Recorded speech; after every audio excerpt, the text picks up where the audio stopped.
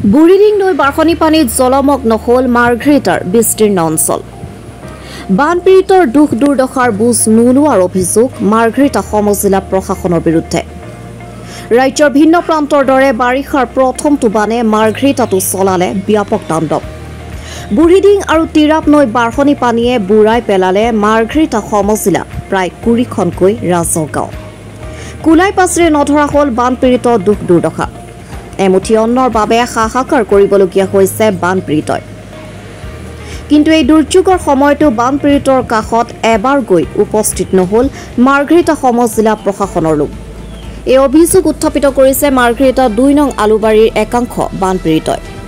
বুৰিডিং নৈ বাঢ়নি পানীয়ে সম্পূৰ্ণৰূপে বুৰাই পেলোৱাত গাঁওখনৰ প্ৰায় 30টাকৈ পৰিয়াল এক প্ৰকাৰে যোগাযোগ বিচ্ছিন্ন হৈ পৰিছিল। ফলত ব্যাপক ক্ষয় ক্ষতিৰ সন্মুখীন হ'বলগীয়া হৈছে অঞ্চলৰ বানপীড়িত ৰাইজ।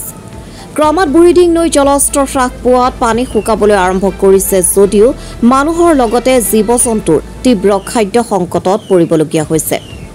মাৰ্ঘেৰিটা সমজিলা প্ৰশাসনৰ প্ৰতি ৰাইজৰ কাটৰ আহ্বান বানপীড়িত ক্ষয় ক্ষতি বুজ লোৱাৰ লগতে মানুহৰ আৰু পোহনীয়া জীৱ-জন্তুৰ বাবে পৰ্যাপ্ত খাদ্য সামগ্ৰী যোগান ধৰা। ধন্যবাদ সাংবাদিক মহোদয়।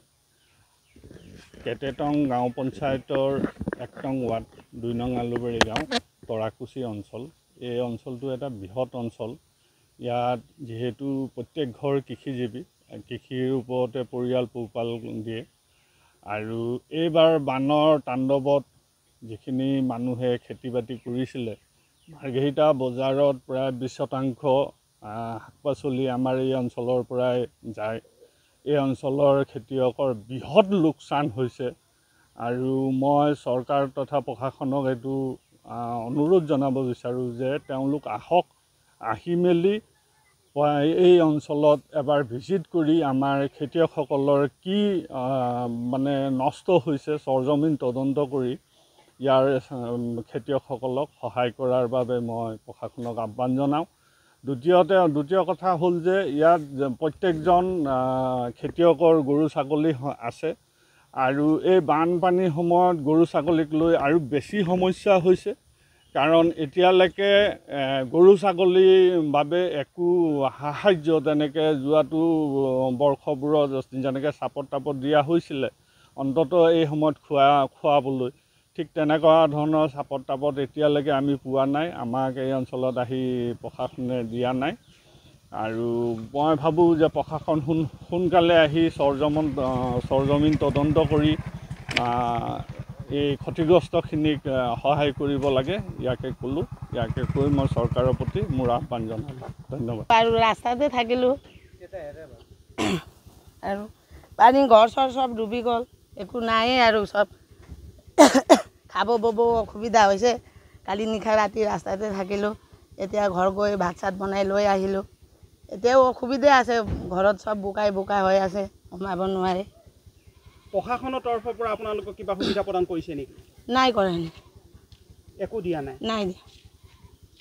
প্ৰশাসনৰ প্ৰতি কিবা আহ্বান জনাব নেকি? কি ক'ম আৰু, দিবতো লাগিছিলে, বাকী নিদিলে আৰু কি ক'ম। চবকে দিয়া নাই, খালি আমাক অকল নহয়, চবেতো পানীতে ডুবি আছে, কাকো দিয়া নাই।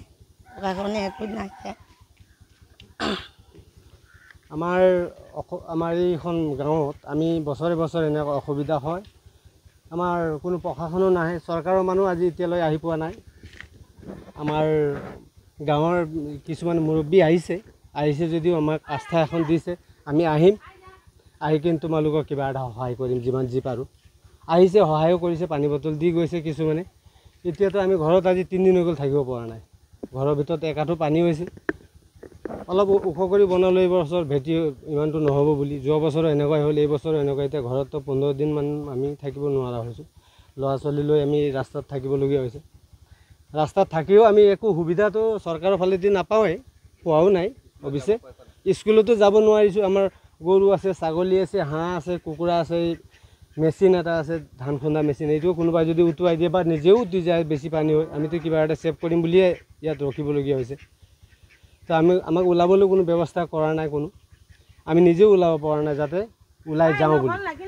ৰাস্তাত পানী হৈ গৈছে, নাৱৰো ব্যৱস্থা নাই আমাৰ। ৰেস্কিউও দিয়া নাই, যোৱা বছৰ দিছিল, এবছৰ দিব পৰা নাই বা দিয়া নাই। আমাৰ এই হাঁহ কুকুৰা ছাগলী লৈতো আমি পানীত সাঁতুৰিব নোৱাৰিম। সেইখিনি যিমান ওখ ঠাই আছে এইডোখৰতে আমি বহি আছোঁ। মই বুলি নহয়, আমাৰ এখন গাঁৱৰ গোটেই ৰাইজেই ৰাস্তাই ৰাস্তাই কেম্প পাতি বহিবলগীয়া হৈছে। একো নাই পোৱা, আমি একো পোৱা নাই। এতিয়া ইমান ডুবিলে, ইমান হেৰি কৰিলে, আমাৰ এটা পোৱা নাই আৰু কি ক'ম না। প্ৰশাসনৰ লোক খবৰ কৰিবলৈ আহিছে নাই গাঁও? নাই, কোনো অহা নাই। এটা নিচিতে আহিছিলে, পানী 1 কাৰ্টুন দি গৈছে, সিমানটোৱে আমি চৰকাৰৰ খাইছোঁ এই বছৰটো। আৰু যোৱা বছৰটো আমি স্কুলত 15 দিন থাকিলোঁ, একো পোৱা নাই। ঘৰ ইমান নষ্ট হ'ল, আমি একোৱেই পোৱা নাই। চবেই পালে, আমাৰ যোনটো নষ্ট হ'ল এইবিলাকে পোৱা নাই। বেলেগ বেলেগ মানুহে পাইছে, আমি শুনিছোঁ ইমানটোৱে। নিশাটো ক'ত কটালে আপোনালোকে? আমি স্কুলত আছোঁ। নাখাই নবৈ কটাবলগীয়া হ'ল? নাই, খালোঁ, স্কুলত দিলে। এইটো দিয়া নাই বুলি নাই, যোৱা বছৰৰ কথা। এই বছৰটো আমাক একো পোৱা নাই, একোৱে পোৱা নাই। 1 কাৰ্টুন পানীয়ে পাইছোঁ। আপোনালোকৰ কিমান কি নষ্ট হৈছে এই বানপানীত? নষ্টটো আৰু ঘৰ ওচৰ চব গ'ল, আৰু কি নষ্ট নহ'ব। চাউল ধানটো ডুবিলেই, কিমান যি আছে, গাই গৰু চব এনেই হৈ আছে। গৰু গাই চব এনেই বহি আছে, না পানীয়ে পালে, না এটা চাপতে পালে, না ভুচিয়ে পালে। আমাৰ বহুখিনি অসুবিধা হৈ আছে। এতিয়ালৈকে কোনো চাবলৈ অহা নাই, আৰু আমি সুবিধাও পোৱা নাই। আৰু যাবলৈ আমি এতিয়া ঘৰ বাৰী এৰি পিনে যাব নোৱাৰোঁ। আৰু ঘৰ বাৰী এৰি গ'লে চোৰ মানুহে এতিয়া লৈ থাকে, এনেকুৱা হৈ থাকে। আৰু সেইকাৰণে আমি ক'তো যোৱা নাই, ৰাস্তাতে বহিছোঁ, ৰাস্তাতে খাইছোঁ। এতিয়া নিজৰ যিমানখিনি কেপাচিটি আছে ইমানে খাই আছোঁ। কোনো ফালৰ পৰা সহায় পোৱা নাই এতিয়ালৈকে, চাবলৈ অহা নাই অহা। আৰু 1 কাৰ্টুন পানী আমি পাই পিনে আমি এনেকৈ খাই পিনে বহিবলগীয়া হৈছে। আজিলৈকে একো নাই পোৱা। আজি 2-3 দিন হৈ গ'ল এনেকুৱা অসুবিধাটো আমি নিজে এনেকৈ এটা খুদি চাউল বনাই এনেকৈ খাই আছোঁ। এতিয়া খাবই লাগিব, ল'ৰা ছোৱালীক দিবই লাগিব। এতিয়া অসুবিধা আছে, এতিয়া যাব নোৱাৰোঁ। এতিয়া পানীত ক'ত যাম, কি কৰিম। আৰু নিজৰ ঘৰ এৰি পিনে গ'লে এফালে চোৰ, ছাগলীকেইটা মৰি গৈছে, গৰুকেইটাও এনেকুৱা হৈ আছে। এতিয়া খাবলৈ নাই পোৱা, গৰুকেইটাও পোৱালেও নাই, চাপতো নাই পোৱা আজিলৈকে। এতিয়ালৈকে বৰ্তমান আমি একো নাই পোৱা চৰকাৰৰ পৰা। আৰু যোৱা বছৰো আমাৰ এনেকুৱা হৈছিলে, যোৱা বছৰো আমি একো নাই পোৱা।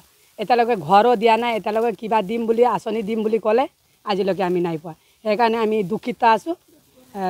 গতিকে আপুনি এতিয়া অলপমান অনুৰোধ কৰিছোঁ, অলপমান কিবা সহায় কৰিব পাৰিব যদি, আমি মানে অনুৰোধ জনালোঁ। আৰু কুমাৰ সিং, মোৰ মোটামুটি 2 বিঘামান ভেন্দি, তাৰপিছত 2 বিঘামান জলকীয়া, তাৰপিছত কুকুৰা মোটামুটি 10টামান, আৰু 1টা ছাগলী লৈ গৈছোঁ। মানে কুকুৰে 3-4টা কাকো মানে মিলি কিনে মানে কাটি একদম মৰাই দিছে, তেনেকুৱা অৱস্থা। মানে আৰু ঘৰটো ডুবি মানে শেষে হৈছে।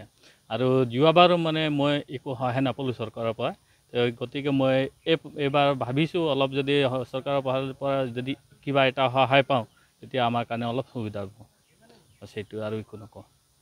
আমাৰ ভালেমান ক্ষয় ক্ষতি হৈছে। খেতি আমাৰ এতিয়া প্ৰথম ষ্টাৰ্টিং বাৰিষা ছিজনৰ চব্জিটো আমি কৰিছিলোঁৱে।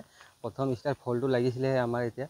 তাৰপৰা মোৰ এনেকৈ ভেন্দি 2 বিঘামান আছিলে, তিয়ঁহ আছিলে 2 বিঘামান, তাৰপৰা জলকীয়া আছিলে 1.5 বিঘামান, তাৰ দাংবডি আছিলে। এইকেইটা গোটেইখিনি মানে শেষেই হ'ল, নাইকিয়াই হ'ল। চৰকাৰ প্ৰশাসনৰ লোক আপোনালোকৰ কাষত উপস্থিত হৈছেহি নেকি? এতিয়ালৈকে বৰ্তমান অহা নাই।